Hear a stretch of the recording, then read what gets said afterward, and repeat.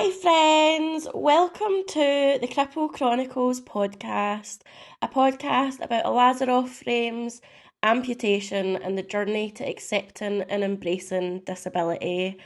My name is Becca and I am your host. This week's episode is touching on some more triggering topics than I have in previous episodes. I want to preface this episode by having a blanket trigger warning for alcoholism and abuse.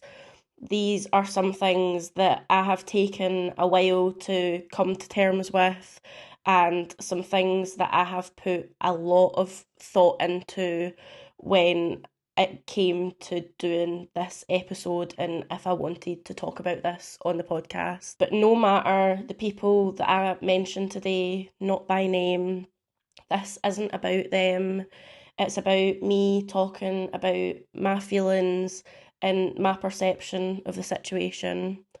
I in no way would say I am an expert on alcoholism. I have had some experience working in addictions, and with my personal experience of addictions, it comes with some views, and this is just my viewpoint, but I have looked at some things for a little introduction to kind of help introduce to alcoholism and kind of set the scene, because this isn't about shaming people for their actions. It is literally just talking about my experience. Alcoholism and addiction is defined as a chronic relapsing brain disease that is characterised by compulsive alcohol use, loss of control over alcohol intake, and negative emotional state when not using. In the past, addiction was misunderstood because it is a disease that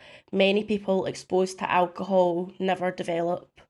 People assumed that those with alcohol disorders choose to keep drinking. Today, we know that alcohol causes serious changes in the brain that prevent a person from making rational decisions regarding alcohol use.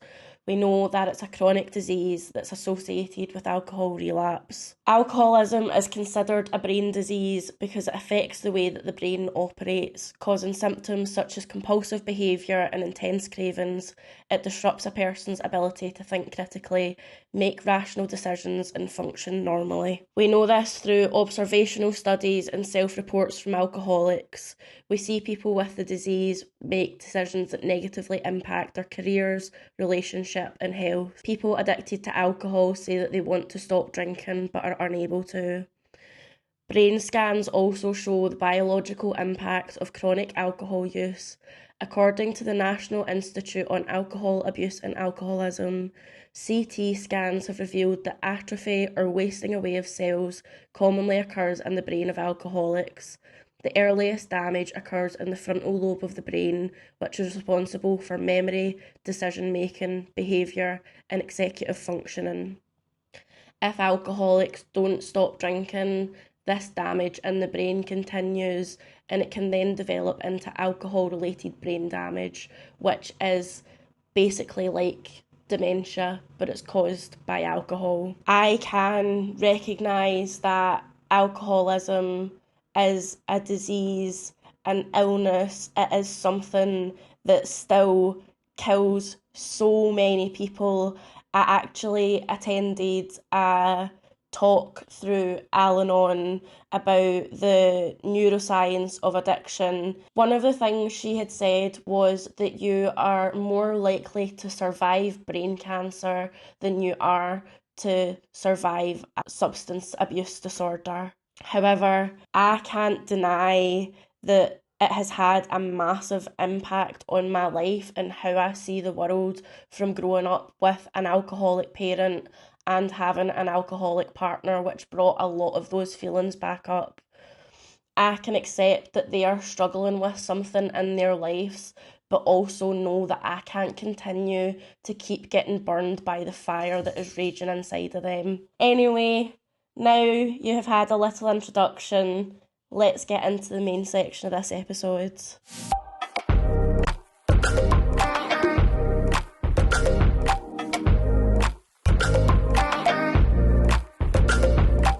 When I started thinking about making this podcast, I knew initially that it was going to be about the frames and the journey that I've been on so far, and then opening it up to discussing all different disabilities. It's called the Cripple Chronicles, and this is something that crippled me a long time before I had my accident. And I had a lot of reminders a year ago, and I really had to face it head on. I have put a lot of thought into how to go about this episode, thinking what is relevant to mention and what isn't. I feel like addiction can be a very touchy subject, but is also a subject that is surrounded by shame. I am not an alcoholic, but I still felt ashamed of sharing the things that I went through. I hid my mum's drinking, I made excuses for her behaviour. I thought so many things were normal that weren't. I was recently reading a study where there were two statements that really stood out to me. The first one was, overall reports show that a large part of the population is impacted by the problematic drinking of others, be it known or strangers, with more severe negative effects in people's lives. And the second was, 1 in 10 whose parents drank alcohol during their childhood often felt ashamed or embarrassed by their parents' drunken behaviour, or witnessed conflict with alcohol involved, or felt unsafe as a result of their parents' drinking. Those statements are why I knew that I had to talk about the ways that alcohol has impacted me, because sometimes it can feel so fucking lonely and shameful. I'm not going to go into the ins and outs of all of my childhood trauma. This is more going to be like one of those sightseeing buses where you just drive past to get enough of the context. One of the first times I drank, I never realised how messed up it was until after I was living on my own and I was talking to a friend and sharing stories like about our first time drinking, and he had said to me like, Becca, do you not see like how fucked up that is? So what had happened was me, my brother and my mum's partner were in the shed at the bottom of the garden that me and Ryan basically had to help build, and I thought I was just drinking peach schnapps and lemonade. My mum was in the house drinking herself, and whenever I would go into the house and go up to the toilet, I was unaware of this, but my mum's partner was topping my drink up with vodka. So I was pretty drunk, and the next day I was meant to be weeding the garden, which I absolutely hate.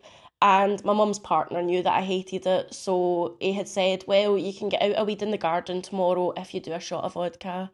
And I was already pretty drunk, and because I hated weeding and I was a child, I did it. Very quickly after, I ended up being sick, and it was red, and I'm pretty sure it was blood. And I remember going into the house and going up the stairs and stumbling and being adamant that I was going for a shower. And my mum had come out of bed and was kind of like, oh, no, you're not. Go to your bed. And Ryan took me into my bed and got me settled. And then for the rest of the night, he slept on my floor because he was so worried that I was going to be sick in my sleep and choke and die. He was still a child himself. He had to do so much protecting that he never should have, and I will always be forever grateful for that, because I wouldn't be the person that I am. I don't think I would still be here if it wasn't for him. Before I had my accident, I wasn't in a good place. Looking back now, I can see how truly harmful my behaviours were, because I just did not care about the harm that I was causing to myself. I don't like the taste of alcohol. When I used to drink, it wasn't socially. I wasn't really capable of going out and having a few drinks. When I was drinking, I was doing it to get blacked out, to not remember my own name, to escape. I wasn't drinking for the taste of alcohol. I was drinking for the effects the escapism, and that's where it's dangerous. That's where the risk of dependency lies.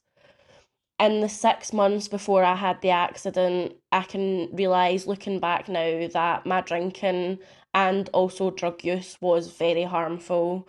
I was doing risky behaviour in the background whilst managing to hold it together, graduate uni, go to nursing interviews, secure a job.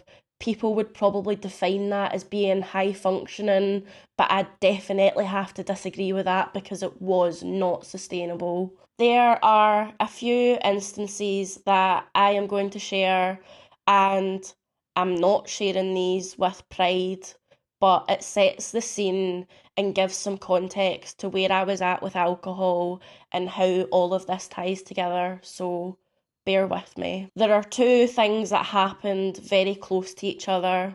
One was I had went out to meet a few friends in Glasgow for a few drinks. I drank straight gin before even leaving the house, and I then stayed later than I had planned.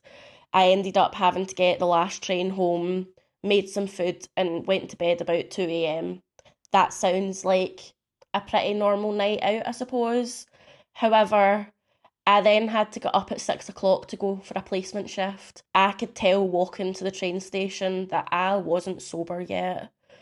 I was so paranoid going in that I was smelling of alcohol, and when we were doing the handover, in my head I was just thinking, they can smell it off of me, they know I'm drunk, they're going to breathalyse me. Then my mentor asked me to do the morning medication, and I had just said that I hadn't slept much the night before, and I knew I wouldn't have the focus because I knew at that point that was too far. I couldn't do that. In the afternoon, I then had a walk around at the addictions ward where I was applying to work. The hangover was starting to set in, and all I wanted to do was go home and go to my bed. Thinking back on it, I can realise how reckless that was. I shouldn't have gone to placement that morning.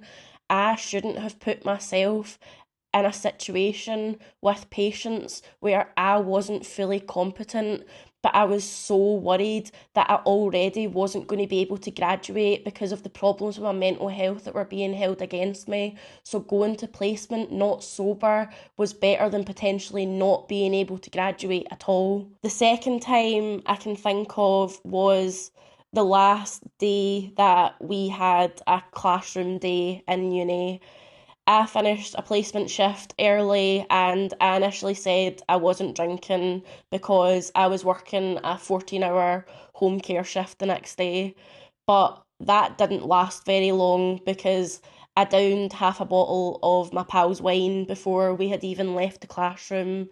And then I went to the pub and I said that I was only having a few, but I was having doubles. I'm not capable of it. I'm not capable of just having a few drinks and not getting myself into a state. It wasn't very late on in the night, but I was absolutely smashed. I got on the train and it started moving, and the overwhelming feeling of whitey just smacked me in the face, and I knew that there was no way that I was going to make it to the toilet in time. So what's the best option to do? Open my bag and whitey all over my placement uniform. That was a fun one to deal with the next morning. I then got up and I went into the toilet because I knew that I wasn't done. I remember being sick in the toilet once, and then the next thing I know, I am being woken up by the conductor while I'm on the toilet floor. Embarrassing. She then asked me how I was going to get home, if there was somebody there to pick me up, and I had said, no, I'm just going to go get in a taxi. And she looked at me and she went, I don't think you're going to get in a taxi like that. Even more embarrassing. I did, in fact, get a taxi, got home, made some food, and went to bed for my 7 o'clock shift. I woke up at 6:50 in the morning with sick in my hair and no idea where my uniform was. So I was really off to a good start with that one. I then had to do a 14-hour shift caring for people. It was brutal. I was hungover and it was probably a 0 out of 10. I wouldn't recommend that you do it, to be honest. Around this time, I was also hooking up with people who would give me coke sometimes. I don't really see the draw to it, to be honest. I think now that I've realised that I have ADHD, it makes sense that it doesn't really have much of an impact on me, but it just made me drink more. But if people offered me it, I wasn't going to say no. And that's not healthy. This was the time where I was first with my ex that was in the accident with me. There were warning signs there, like the fact that he ended up owing me £300 and I had to go to his house, which I had never been to before, for him to pay me back. After that, we didn't speak for a while and then we got back in contact probably a month and a half before the accident. I have made jokes a few times that the accident and him going through the windscreen was a sign from the universe to get him to fuck. But I didn't quite listen, did I? After I got out of hospital and the kitchen incident that I mentioned in episode 2, we didn't really speak for a year and a half. There was a few messages and we met up that once, but it wasn't something that I was interested in. I don't know what the pull was when I went back.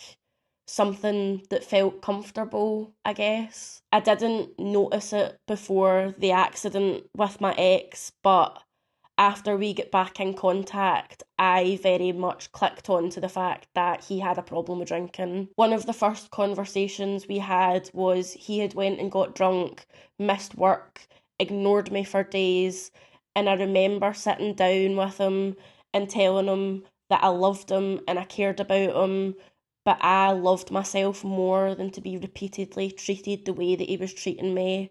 How could he come over for days and I would feel so important to him, and then he would go home and if he was drinking it would be like I didn't exist until he called me drunk, or I would mention something and I would get completely shut out and get the silent treatment. He had went out one night and he was meant to be staying at his friend's and he had called me about 1, 2 a.m. saying that he really didn't want to stay at his friend's and asking if he could get a taxi back to mine. I knew that it was a bad idea from how he sounded, but I agreed. I was right. He was at the stage of drunk that is triggering to me, not because he was doing anything harmful towards me, but after people get past the tipsy point, start losing their motor control, slurring, it really triggers me. I know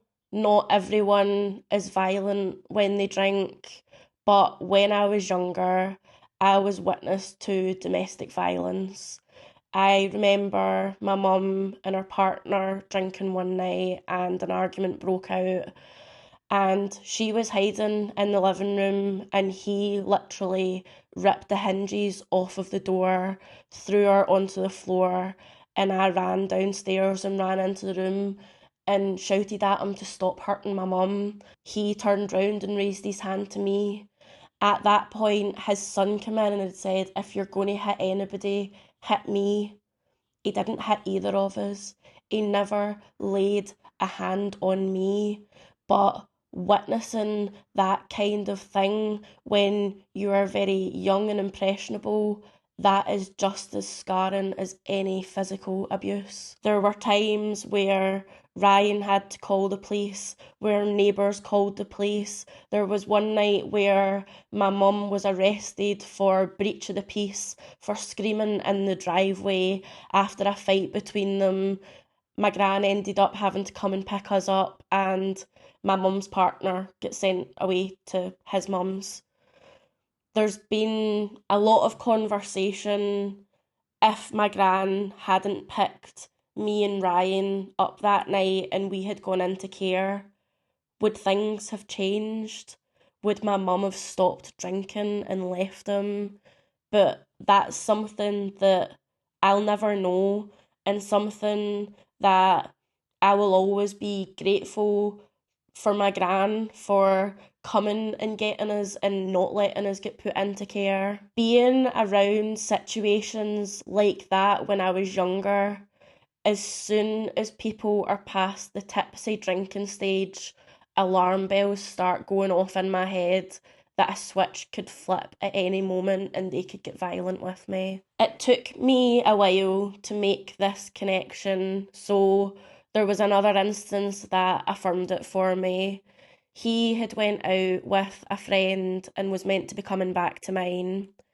I hardly heard anything from him all night, and then when he phoned me, by the time it was, I knew that he had already missed the train back to mine. By the sound of his voice, I told him that he sounded like he was too drunk and he should be going home to his mum's tonight, not coming to stay with me. He then called me talking about taxis to mine. I was very confused, but it turned out that although he had missed the last train to mine, he still got on a train that would get him closer, but still quite a while away.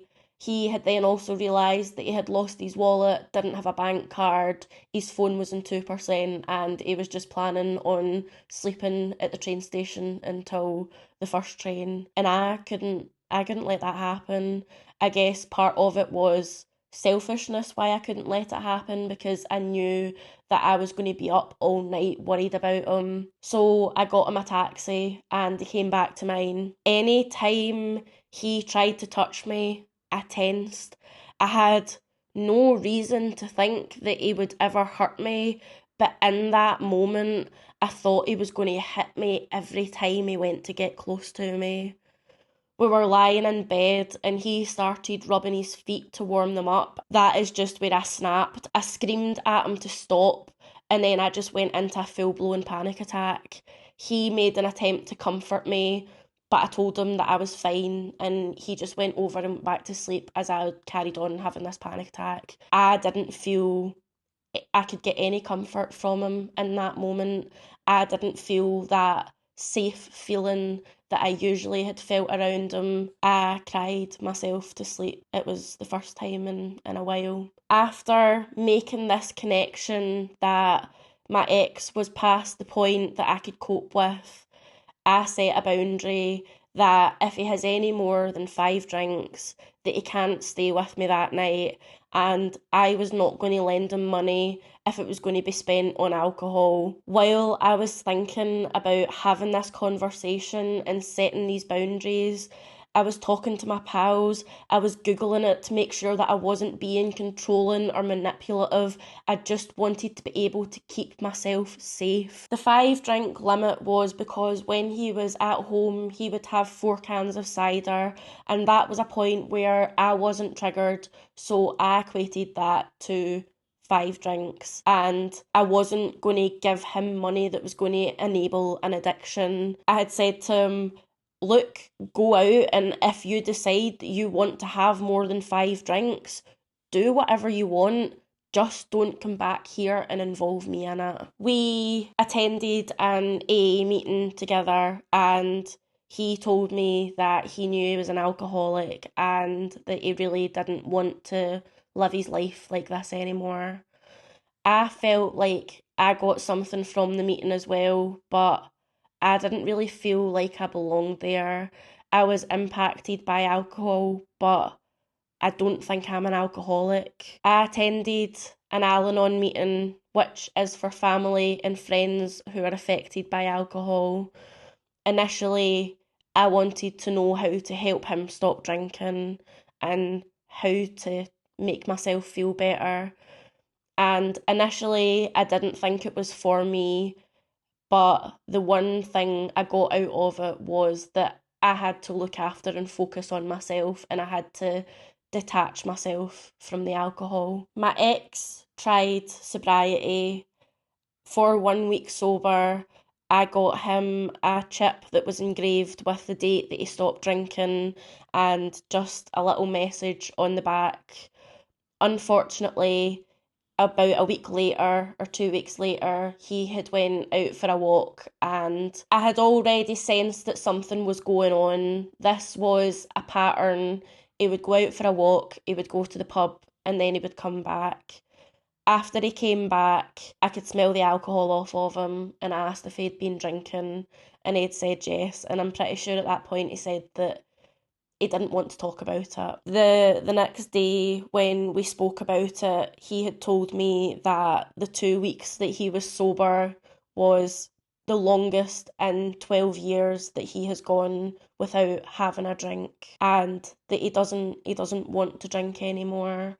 But we also had conversations where I asked, like, why didn't you speak to me?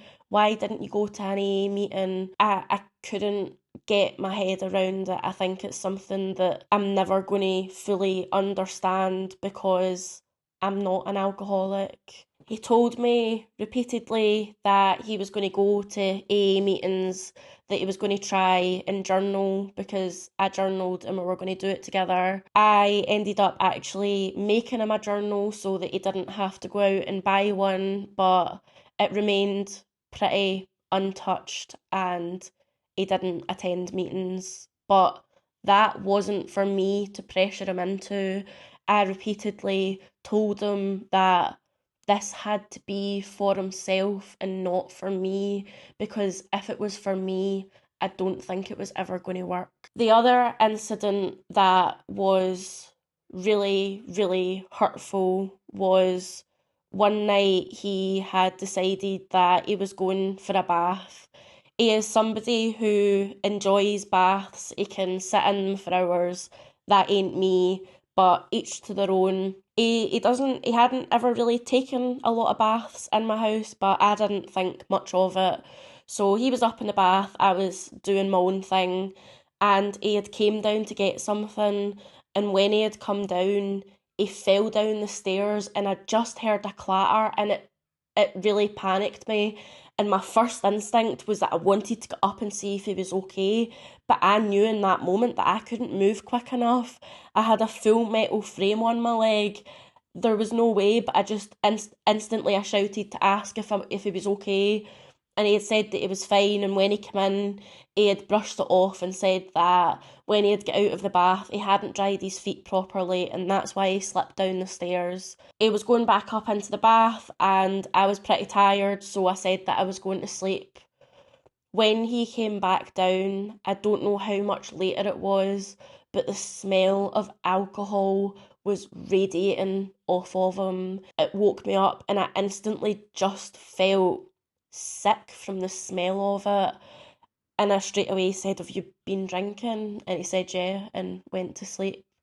And again, I cried myself to sleep. I'm not sure if it is something that he will ever say was a conscious decision, but I'm pretty sure him being upstairs in the bath drinking, part of that had to do with me not being able to get up the stairs. I wasn't going to walk in and catch him whilst he was drinking, and that really fucked with me. That really, really hurt me because I think it was thought through. I had been so open about it. I had told him that he could talk to me. I had tried to make him feel as comfortable as possible, and he still went to that length. Yeah, it hurts. I was being reminded of all of those feelings that I had when I was a child. That little girl inside of me just wanted to be loved, but alcohol was always going to come above. I knew that it wasn't my fault. I didn't cause it. I knew I had no control over it, and I couldn't cure it. It was something that I had to tell my inner child about my mum. There were so many times when I was younger that I thought, what if I was a better child? Would that have stopped my mum drinking? I remember writing letters to her saying that when I got married, I wanted her to be alive to see it. If I had children, I wanted them to be able to meet their grandmother. And it makes me really sad to think back on it now. I just want to hug my younger self because she thought that was her responsibility, that there was something that I could have ever done. It was never down to me, and that was not my weight to carry. After I escaped living in my mum's house, and I say escaped because there were many nights where I went to sleep worried that I wasn't going to wake up in the morning, or if I did wake up in the morning, I was going to wake up and I wouldn't have a mum anymore. Especially after Ryan was forced to leave and that one bit of safety I felt like I had was taken away. I still tried to have a relationship with my mum after I moved out, but it was hard. I think in the 3 years before I had the accident, I maybe only saw her 5 times. I asked her to go for a coffee, I offered to cook dinner for her, but texts could go unanswered for weeks, sometimes months, and then I would get a call when she was drunk, and it would spiral me all over again. When I had my accident, I knew that I couldn't be let down by her again. I had to choose myself. I had to decide who was going to be on the next part of my journey and who wasn't. I asked my family to tell her not to come and see me, not to contact me. However, they could still tell her how I was doing because I understood that I was her daughter and things were in a critical condition. At first, she had said that she understood, and then she turned up at the hospital. I cried and asked her to leave. She then went and asked one of the doctors for an update, who came and spoke to me, and I told her, no, don't share any information with my mum. I had spoke to a few friends and my dad, and I decided that I had to text her and explain to her the reasons why I felt the way that I did.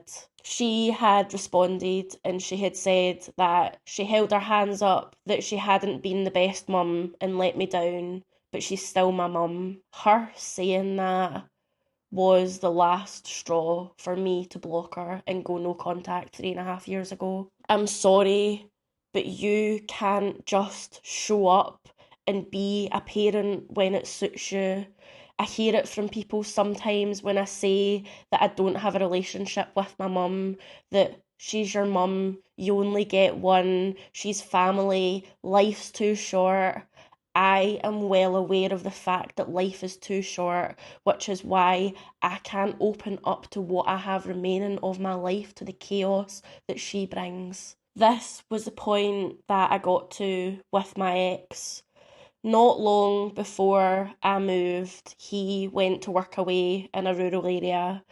I hadn't heard from him, and I thought after travelling that he was sleeping. I got a call about 1 a.m. and I could hear that he was pretty drunk. He had told me that the police had given him a lift, but I wasn't able to get a lot of information out of him. I then ended up speaking to a police officer because they couldn't identify where his accommodation was, and they had told me they had given him a lift because he was very drunk.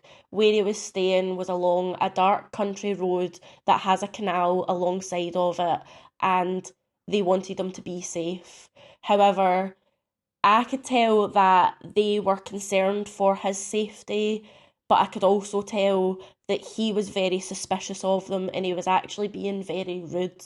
It got to the point where they had told him that he had to start cooperating with them or he would be put in a cell for the night for his own safety. And at this point, I was screaming down the phone at him, telling him to stop being so stupid, to just go to the accommodation and go to bed. The next day, he had apologised, but I don't really think he knew what he was apologising for. I had asked him why I had to be involved in that. I had thought that he was in his bed. That did not need to involve me. When I had moved, we had conversations around alcohol, and I had said that I wanted no drinking in the flat, and it was clear that the 5 drink limit wasn't working because he had went out. He was meant to be going to watch the football and then coming straight back home. The football finished at 3 o'clock and he didn't get home till 11. When he came back, I knew that he hadn't been out for that long and only had 5 drinks. So I asked him about it, and he had told me that he didn't understand why it was 5 drinks, and basically disregarding the boundary that I had set and not able to see past his own need for drinking than to see my need for my safety. So I said, when you go out, if you drink, don't come back here. He respected the not drinking in my flat, but when he went back home, he would drink, and a common theme, I wouldn't hear from him. I would try to speak to him, I would get shut out. It wasn't even as if he would just ignore my messages. He would open them and read them, which made me even more annoyed. And it was something that I had said to him on multiple occasions. If you are busy and you can't respond to me, I totally understand that, but please don't open my messages and read them and then just fucking leave me sitting feeling like a spare part. It made me feel like absolute shit. There was one night where he had been out and he asked if he could come back and stay with me. I'd asked if he'd been drinking and he said that he had been earlier, so I had said no. He then told me that he had got a taxi to where I lived, and I told him that that wasn't my problem. He had asked if I was serious and I really wanted to do this. To me, that sounded like a threat. So I just responded that I have boundaries, I'm tired, the door's locked, you will not be getting in, you best find a hotel or pay for a taxi back to your mum's because you're not fucking staying here. That was a big turning point for me. That was a very hard thing for me to stick by, to stand by those boundaries that I had put in place. But I did it. I sent the message, I turned my phone off, and I went to sleep because that wasn't my problem. I was then meant to be seeing him over the weekend to discuss our relationship, but Eleanor, Faye, and Jonathan were coming up, so I asked him to let me have some time with my friends. We had been speaking about everything that had been happening, and I was realising that I really needed to end things. During this, he messaged me to say that he was going to get a train to come over, and I had asked if he was being serious because I had said that I needed time with my friends, and again, it was something that he was disregarding, not respecting me or my boundaries. The next time I saw him, I ended things with him, and it was fucking hard because I loved him. I really, really did. I would have tried to do anything to support him to get better. I remember telling him that he was unwell, and if he didn't go and get the support that he needed, that alcohol was probably going to kill him. It broke my heart. It still does, in a way. This whole process was something that I think I had to go through, but it sucked. I felt like sometimes I was going insane. I didn't know what was the truth and what wasn't. I constantly questioned myself. That ended up being amplified because there's a scenario where I've heard from reliable sources that he cheated on me. He has said that it's not how it looked, but he was also going about telling people that we were friends when we were in a relationship. So I never know what the story was. I was always left feeling confused, and staying in that relationship would have been abandoning myself and abandoning my inner child. Writing poetry has always been something that has been very helpful for me in dealing with my emotions and the things that come up.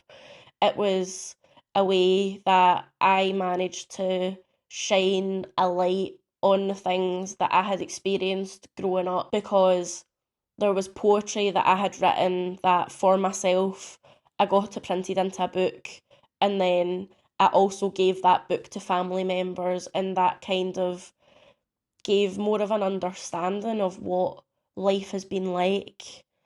I think to end this episode, I am going to read some poems that I have written about alcoholism, my ex, my mum, and then that's where I'm going to leave it for today. Longing. You have been on my mind a lot recently. I wish I had a quicker way of healing the wounds that you left me with. I rehearse the conversations that I would have without him being your puppet master.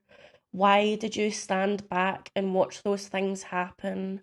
Why did you not do the one thing that a mother should and protect us? What did I do not to be enough for you, to be undeserving of your love? I am not sure if we will ever get to have that conversation. I long for the feelings that you never gave me, for a hug when times were tough, for you to tell me that you're proud of me. I know I'm the one that chose to put the distance between us, but it does not stop me wishing for you to be in my life. I had to realise that I love myself more than to be broken by every drunk phone call. I have crafted myself into the person who will be nothing like you, a person who you can take no credit for how I have survived and bloomed. You may have birthed me, but you did not create the amazing person that I have become.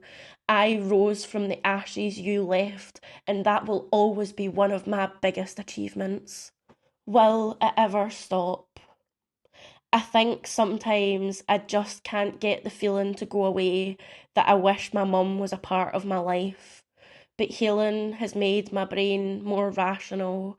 I know I've done the absolute right thing for myself. She no longer has the power to hurt me and let me down.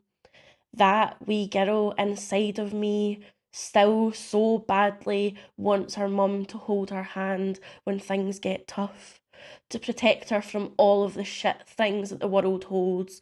All through uni, when I finished every year, even when we were still talking, I just wanted to hear that she was proud of me, and I know I'll never get it, but I am proud of myself, and I know there are so many other people cheering me on, but to know that she doesn't give a shit hurts a lot.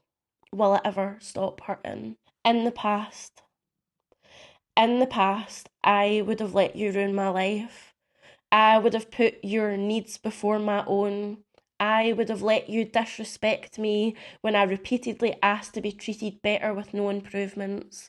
I would have let you hurt me over and over again, to leave me crying myself to sleep on the bathroom floor just for you to scoop me up in the morning with apologies and tainted flowers. I told you never to buy me flowers if you had fucked up, because the next time I would just wonder what you had done now to feel guilty for. That was in the past.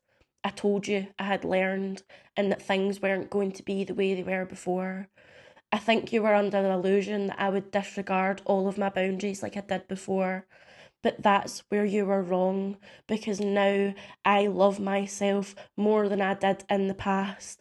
I love myself more than I love you. I respect myself even if you don't respect me. I show up for myself on the days where you let me down. I was blinded by the person that you had the potential to be instead of who you are at this present moment. That was my mistake, and it is not one that I will make again. Sobriety. I was listening to a song recently that pulled at my heartstrings, a confirmation, I guess, that leaving you in the past was the best thing. Because when you go through a sobriety journey, things change, you change. You've been an alcoholic for so much of your life. What if I didn't fit in your future? What if I waited and sober you never wanted me in the first place? You just wanted the safety to fall back on, the open arms to fall into. I'm starting to realise I was always just a placeholder, but I learned a lot of lessons, and I hope that you learn some too.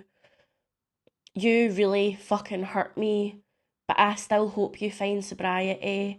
I hope the real you that is in there drowning can get help, but I won't be checking in to see if you have. I won't be monitoring your life. My energy is best spent elsewhere, somewhere that can bring nourishment to my life. Mother's Day. It's a Sunday. In an ideal world, I would send you flowers, chocolates, and even cook you dinner. For years, the table was set, a chair for you to sit on, and welcome arms, but like childhood, you never showed up. Every drunk text or phone call made that crystal clear dream of family Sunday dinners turn very murky. I don't think you will ever take accountability. However, I have people in my life who make me feel so loved, sometimes I feel like I'm going to burst. They are soft, gentle, caring, and tell me straight. They make me realise that I am loved in so many different ways that it makes it okay that your love is non existent. It was all I ever wanted for so many years, but I stopped focusing on what you couldn't give me and started focusing on what others could. I still have to avoid social media on Mother's Day. Seeing people's loving posts, whether they reflect what goes on behind closed doors, it reminds me of what is lacking. Do you avoid it too? Does social media on Mother's Day remind you that you have no contact with either of your children? If it does, let it sink in that this was your own doing. You never chose us. From this year, happy Mother's Day to me for reparenting myself and unlearning all of the things that you taught me were okay.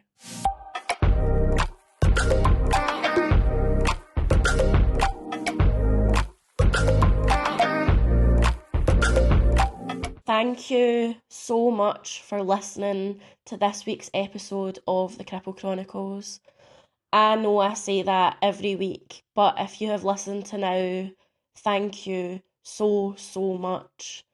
This has been difficult for me to open up and speak about, but it's not something to be ashamed of anymore. I am allowed to talk about what I've been through and what has happened in my life and how it has helped me to grow and be a better person. And I hope that this maybe helps other people to open up, even if it's not on such a public platform. As always, please follow on Instagram and TikTok at Cripple Chronicles Pod. The clips have been lacking, but I am working on it. And I'm also going to be asking for some input over on Instagram shortly. If you're watching on YouTube, like and subscribe, leave a comment maybe if you feel comfortable to talk about how alcohol has impacted your life. I would love to hear it, even if you want to send me an email anonymously, if it would help to get it out. Rate and review on all audio platforms. Email anything to cripplecechroniclespod@gmail.com. Have a lovely week and look after yourselves. Bye!